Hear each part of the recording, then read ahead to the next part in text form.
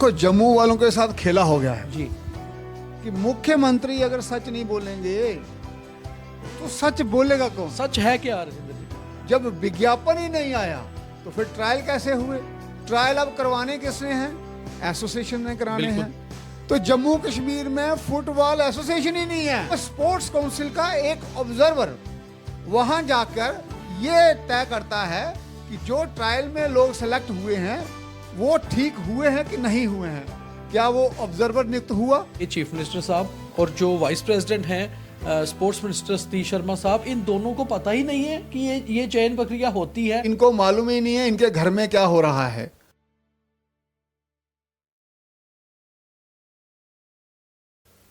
संतोष trophy को लेकर जम्मू कश्मीर के स्पोर्ट्स मिनिस्टर द्वारा बिठाई गई इंक्वायरी से संतोष ट्रॉफी का मुद्दा चाहे धीमा पड़ गया हो या शांत हो गया हो, मगर इस मुद्दे ने खेल जगत में एक हाहाकार मचा दी है और यह साफ हो गया है कि खेलों की कमर टूट रही है जम्मू कश्मीर में।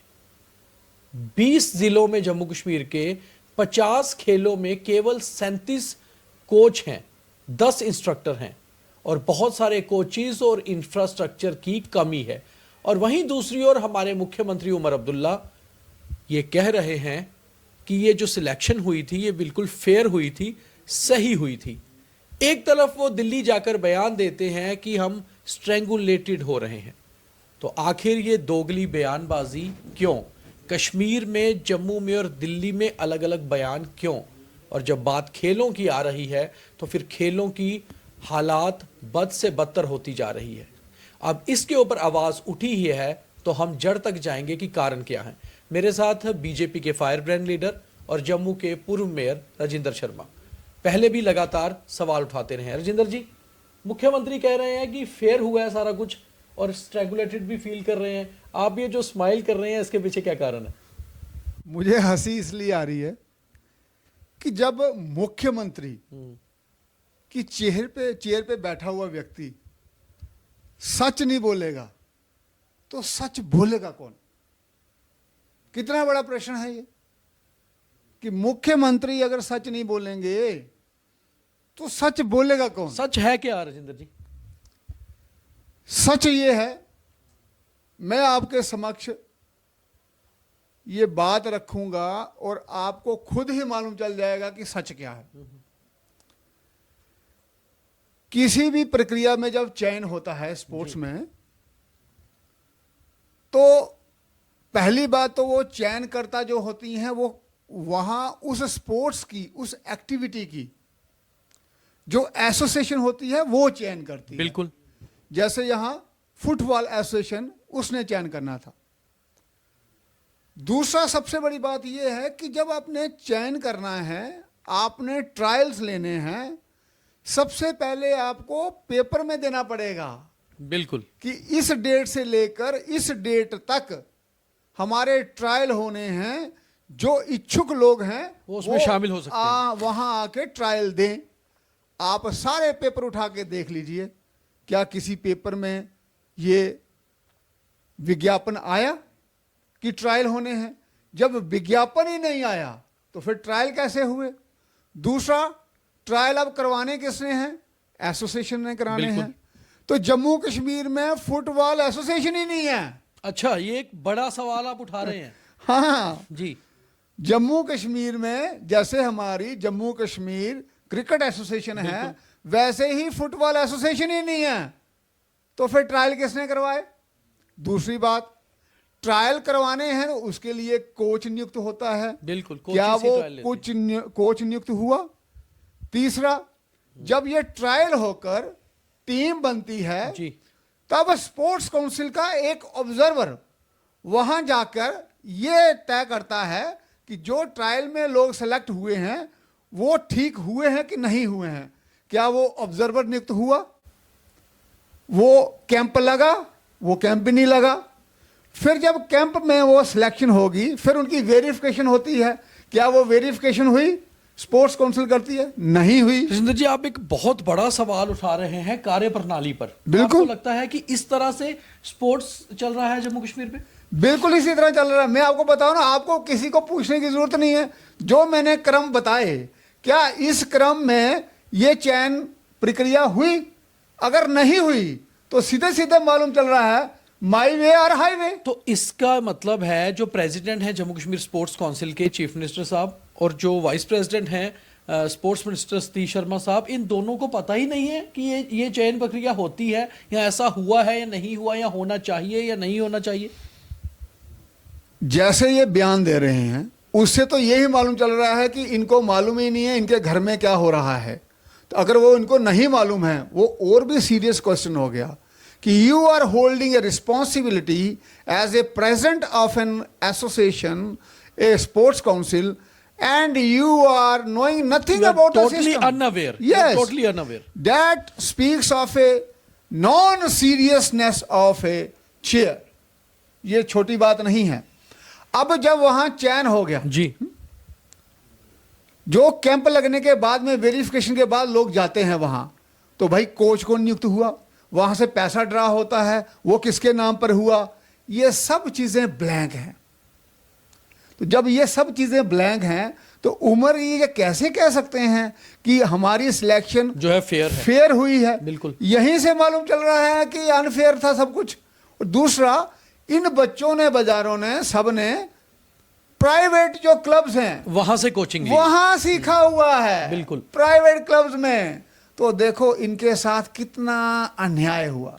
राजेंद्र जी, संतोष ट्रॉफी का तो आपने रूट्स में जाके बताया कि हालात क्या हुए, और अब जो इंक्वायरी कमेटी बिठाई है, मुझे लगता है शायद एक सीनियर केएस ऑफिसर हैं जो डीजी स्पोर्ट्स भी हैं, अनुराधा जी, वो हेड कर रही हैं, और शायद कुछ निकल कर आए और कम से कम इंसाफ बच्चों को भी मिले और फुटबॉल को भी मिले। अब बात ये करते हैं जम्मू कश्मीर में जो हालात खेलों के हैं इस समय, 50 खेलें ऐसी हैं टोटल जो खेली जाती हैं यहाँ पर, 50 गेम्स, 37 ही कोच हैं, 10 इंस्ट्रक्टर हैं, और कुल 20 जिलों में ये हालात है कि shortage of infrastructure, grounds and coaches. तो कैसे हम ये उम्मीद करेंगे कि यहाँ से टैलेंट निकले, और जो बेचारा टैलेंट निकल रहा है, आपके कहने वाली बात, या तो प्राइवेट कोचेस के पास जाकर या अपने दम पर मेहनत करके।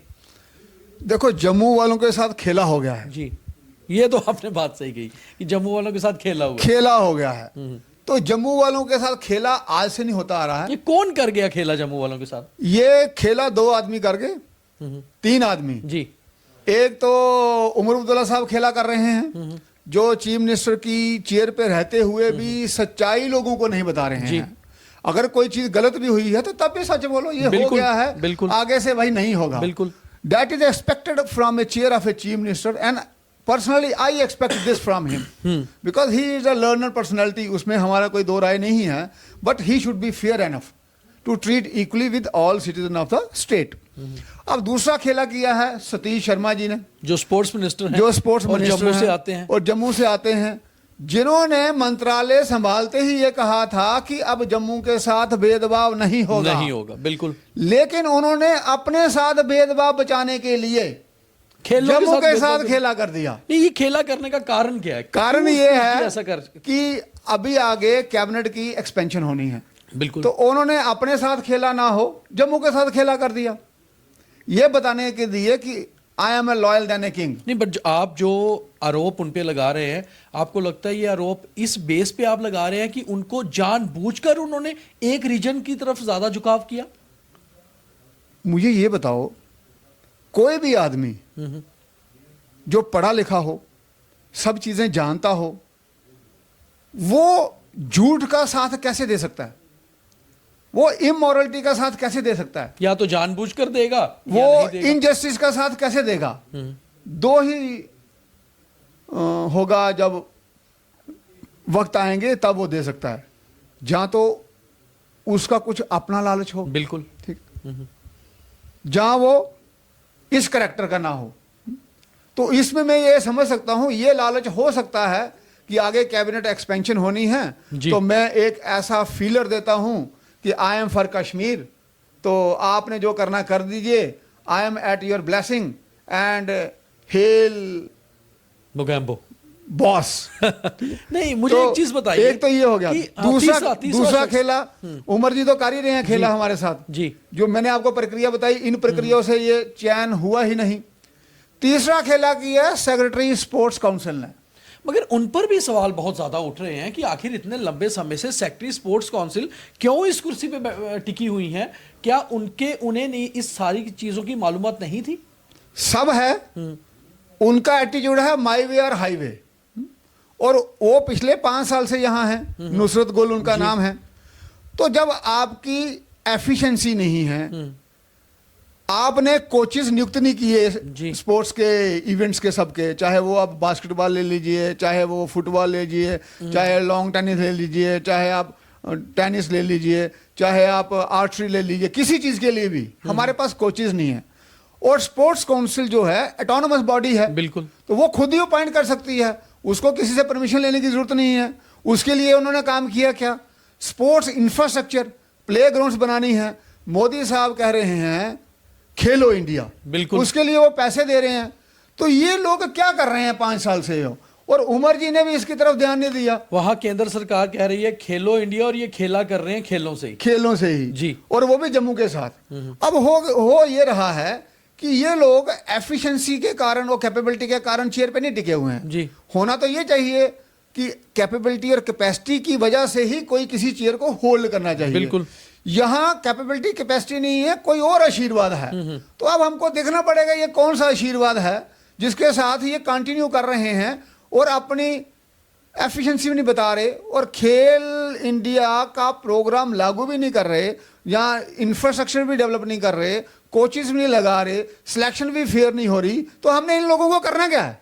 नहीं, बड़ी बात यह है राजेंद्र जी, ये कोई आज तो नहीं हो रहा। जो आप जम्मू से डिस्क्रिमिनेशन की बात कर रहे हैं खेलों को लेकर या बाकी चीज़ों को लेकर, ये तो लंबे समय से चले आ रहा है। आपको लगता है कि एक प्रॉपर इन्वेस्टिगेशन की ज़रूरत है कि आखिर खेलों में जो जितना भी टैलेंट निकल कर आ रहा है वो अपने दम पर आ रहा है? क्या खेल स्पोर्ट्स काउंसिल कोई कोशिश कर रहा है कि एक टैलेंट निकल कर आए या बच्चों को कुछ मिले? और जैसे आपने आरोप लगाए कि जम्मू रीजन के साथ ऐसा ही खेला हो रहा है, तो फिर आखिर क्या जम्मू रीजन की जो आपकी ही पार्टी के 29 विधायक चुन के भेजे हैं, क्या अपोजिशन को चाहिए नहीं कि इस पर एक बड़ी आवाज उठाए? पहले यहाँ सेक्रेटरी के साथ 2 जॉइंट सेक्रेटरी भी होते थे, एक कश्मीर से एक जम्मू से, वो भी नहीं है। अब सबसे बड़ी बात आपको बताऊं, स्पोर्ट्स काउंसिल एग्जिस्ट ही नहीं करती, क्योंकि वो पिछले 6 महीने से एग्जिस्टेंस में नहीं है, उसका टेन्योर हो गया है, इलेक्शंस ही नहीं हुए। और पहले ये इलेक्टेड होते थे, अभी ये नॉमिनेटेड हो गए। उमर अब्दुल्ला जो प्रेसिडेंट है स्पोर्ट्स काउंसिल के, क्या उनका फर्ज नहीं बनता कि पहले तो उसे स्ट्रीमलाइन किया जाए सिस्टम को? पहले एसोसिएशन ने कैंडिडेट्स को चुनती थी, वो जाके उसके चेयरमैन बनते थे। जैसे हमारा अपना क्रिकेट उसमें बीसीसीआई या आईसीसीआई में होता है, उसी प्रकार से यहाँ होता था कि जो एसोसिएशन होती थी स्पोर्ट्स की, वो चुनती थी और वो एक सेक्रेटरी बनता था। अब ये हो गया नॉमिनेटेड पोजीशन। तो नॉमिनेटेड पोजीशन से भी पिछले 6 महीने से टेन्योर खत्म हो गया है, लेकिन कई लोग अभी भी कैरी कर रहे हैं। वो किसके आशीर्वाद से कर रहे हैं? और इसको तो, ये तो गंभीर विषय है, इसको देखना पड़ेगा। और इतना सिस्टम डीरेल होने के बावजूद उमर साहब कह रहे हैं एवरीथिंग इज फेयर। तो अगर उमर साहब ऐसे बोलते हैं तो फिर हमें फेयरनेस की उम्मीद होगी कहां से? नहीं, वो आप, फिर मैं वही सवाल आपको रिपीट करूंगा कि क्या वो अनअवेयर हैं या फिर वो जानबूझकर ये सारी चीजों को शुगर कोटिंग करके ये कह रहे हैं कि फेयर हो रहा है? वो पॉलिटिक्स कर रहे हैं, वो पॉलिटिक्स कर रहे हैं जो नहीं होना चाहिए। खास तौर पे स्पोर्ट्स के साथ तो बिल्कुल भी नहीं। स्पोर्ट्स के साथ क्या, हर चीज के साथ नहीं होना चाहिए, because he is a chief minister. Chief minister Umar साहब को यह देखना चाहिए कि अगर उनके जैसा क्वालिफाइड व्यक्ति जम्मू कश्मीर में बदलाव नहीं ला सका तो और कौन आके लाएगा यहां? राजेंद्र जी, इस सब चीज़ों का, जिस तरह आपने कहा जम्मू के साथ खेलों के साथ खेला होना, जम्मू कश्मीर की स्पोर्ट्स काउंसिल का टोटली डिफंक्ट हो जाना, कोचेस और इंफ्रास्ट्रक्चर की कमी होना, इस सब का हल है क्या? हल ये है कि अच्छी नीयत, पार्टी कोई भी हो, जिसको भी मौका मिले गवर्न करने के लिए, उसको पारदर्शिता के साथ काम करना चाहिए। जब हम किसी सेक्शन को, किसी एक वर्ग को समर्थन करना शुरू हो जाएंगे तो फिर तो जो महाराजा हरि सिंह जी की बात थी कि I have no religion, my religion is justice, वही मुकम्मल नहीं होगा। तो लोगों को न्याय कहां से तो मिलेगा? क्या कोई दूसरा महाराजा हरि सिंह आएंगे जो वाकई में जस्टिस करेंगे लोगों के साथ? इसीलिए तो मैं कह रहा हूं, जब एक पढ़े लिखे इंसान, चाहे वो नेशनल कॉन्फ्रेंस में, ये नहीं कि पढ़े लिखे इंसान बाकी पार्टी में नहीं है, बाकियों में भी हैं, जिसको भी मौका मिलता है, अगर पढ़ा लिखा हुआ व्यक्ति, इतना अपने परिवार से अनुभव लिया हुआ व्यक्ति कि इतने समय तक यहाँ जम्मू कश्मीर में at the helm of affairs रहे हैं, अगर ऐसे लोग भी समाज में बदलाव नहीं लाएंगे और वही पुरानी बातें करते रहेंगे सन 1931 वाली, तो समाज जाएगा कहाँ? और साथ में इस प्रदेश का होगा क्या, इस यूटी का होगा क्या? प्रदेश यूटी में इसलिए बना क्योंकि हमने तरक्की की तरफ सोचा नहीं, हम पिछली बातें ही लाते रहते हैं, ये हो गया, वो हो गया, इधर हो गया, उधर हो गया, ये हिंदू है, ये मुसलमान है, तो नेट शेल में हो गए हम जीरो। क्या अमेरिका में मुस्लिम नहीं है? क्या अमेरिका में हिंदू नहीं है? क्या अमेरिका में क्रिश्चियन नहीं है? वो लोग तरक्की क्यों कर रहे हैं? क्योंकि उनका एजेंडा। मगर उमर साहब आज आकर हर बार एक ही सवाल उठा देते हैं कि उनके पास पावर ही नहीं है, उन्हें स्टेटहुड दे दीजिए फिर वो चीज़ों को ठीक करेंगे। देखो, पावर, हर काम करने के लिए तो पावर चाहिए नहीं है। मैं चाहता हूं जिस काम में आपको पावर है वो तो करिए, उसमें तो आप करिए। अब इस सिलेक्शन में कौन सी पावर चाहिए थी? कोई पावर नहीं चाहिए थी। अगर आज वो उमर अब्दुल्ला खड़े हो जाएं, कहते हैं जी मैं देखता हूं किस डीसी ऑफिस में जहां कौन सा पटवारी पैसे लेता है, मैं उसको निलंबन करूंगा, इसके लिए कौन सी पावर चाहिए? जहां वो कल कहते हैं निलंबन करने की भी तो पावर चाहिए ना। वो कर सकते हैं, निलंबन वो कर सकते हैं, क्योंकि जितने भी केएस अधिकारी हैं वो नहीं, लॉ एंड ऑर्डर छोड़ के बाकी सभी उनके अंडर हैं। तो बाकी मुझे ये बताओ, अगर उमर अब्दुल्ला खड़े होते हैं सड़क पे कि मैं ये देखूंगा करप्शन नहीं होनी चाहिए, करप्शन होती है तो I will be on the road, तो अगर उमर अब्दुल्ला रोड पे आके खड़े हो जाते हैं, क्या इसमें भूचाल नहीं आएगा पूरे जम्मू कश्मीर में? एक मुख्यमंत्री खड़ा हो गया रोड पे आके और ये कह रहा है कि मैं करप्शन नहीं होने दूंगा, फिर ये करप्शन कैसे हो रही है? लेकिन वो करें ना, इसके लिए कौन सी पावर चाहिए? वो अगर ये चाहिए, ये कह दें कि मुझे हर सर्विस लोगों की घरों में चाहिए, मुझे उनको फर्द घर में पहुंचाना है, मुझे उनको डोमिसाइल घर में पहुंचाना है। राजेंद्र जी अगर नहीं कर पाए उमर अब्दुल्ला तो वही तो मैं कह रहा हूं, अगर एक पढ़ा लिखा इंसान, सब कुछ जानता हुआ इंसान ये सर्विसेज आम आदमी को नहीं दे पाता है, फिर सरकार का होना ना होना एक बराबर है, तो उससे क्या होगा? यहाँ जो पढ़े लिखे लोग हैं वो सभी जम्मू कश्मीर से पलायन करेंगे। यहाँ क्यों रहेगा? हर की जिंदगी एक बार मिलनी है, वो इस झमेलों में क्यों पड़ता रहेगा? वो बाहर जाके पलायन करेगा, कहीं अच्छे स्टेट में रहेगा, अच्छी कंट्री में रहेगा। लोगों ने तो अपने पुरुषार्थ के हिसाब से अपना जीवन जीना है ना। उनको किसी ने ये थोड़ा लिख दिया भाई तुम हमारे अंडर ही रहोगे और तुम उन व्यवस्थाओं में घुसे रहोगे जो हमेशा तुम्हें जिंदगी भर तंग करते रहेंगी और तुम्हारा पैसा खींचेंगी, तुमसे करप्ट प्रैक्टिसेस करवाएंगी। ऐसा क्यों करेगा कोई? उसको, हर व्यक्ति को अपने जीवन जीने का हक है, वो वहां जाएगा जहां उसको अच्छा जीवन मिलेगा, वहां वो रहेगा। मेरा सिर्फ इतना मुताबला अपना कहने की बात है कि जब क्वालिफाइड लीडरशिप वही लोगों को अच्छा रास्ता नहीं बताती है और भ्रमित करती है, तो फिर इसको बदलेगा कौन? कौन बदलेगा इसको? फिर तो बड़ा निराशाजनक बात है। और अगर ऐसा नहीं होता है तो ये जनता को भी सोचने वाली बात है। तो बड़ा सवाल है राजेंद्र शर्मा जी का सीधे मुख्यमंत्री उमर अब्दुल्ला पर और उनकी सरकार पर कि अगर जो हालात अभी स्पोर्ट्स के हो रहे हैं, जिस तरह का इनजस्टिस देखने को मिल रहा है, अगर खुद मुख्यमंत्री ही इसको नहीं बदलेंगे या उनकी सरकार नहीं बदलेगी तो फिर लोगों ने सरकार चुनी ही क्यों है? फिर बदलेगा कौन? और आखिर अगर मुख्यमंत्री नहीं बदल पा रहे तो फिर वो पीछे हट जाएं, क्योंकि स्पोर्ट्स से जिस तरह पर्दा हमने उठाया है, इससे एक बात साफ होती है कि मामला केवल संतोष ट्रॉफी की टीम के चयन का नहीं बल्कि मामला पूरी खेलों का है। इंफ्रास्ट्रक्चर, ग्राउंड्स, कोचेस, हर की चीज़ की कमी और कहीं ना कहीं हर जगह खिलाड़ियों को इनजस्टिस की फीलिंग आ रही है। और इसको साफ करने के लिए, टैलेंट को आगे लाने के लिए सबसे पहले निज़ाम को ठीक करना होगा और उसके लिए मुख्यमंत्री को आगे आना पड़ेगा।